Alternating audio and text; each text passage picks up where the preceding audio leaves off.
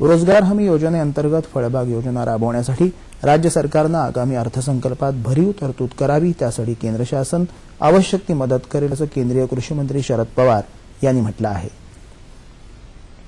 नवी मुंबईतल्या सानपाडा परिसरात आयोजित करण्यात आलेल्या ग्लोबल कोकण महोत्सवाचं शरद पवार यांच्या हस्ते आज उद्घाटन झालं, त्यावेळी ते बोलत होते। देशात फळबाग लागवड योजनेत महाराष्ट्राचा पहिला क्रमांक असून त्यामध्ये कोकणाचा मोठा सहभाग असल्याचं सांगत फळबाग योजनेमध्ये आणखी पुढाकार घेण्याची गरज त्यांनी व्यक्त केली।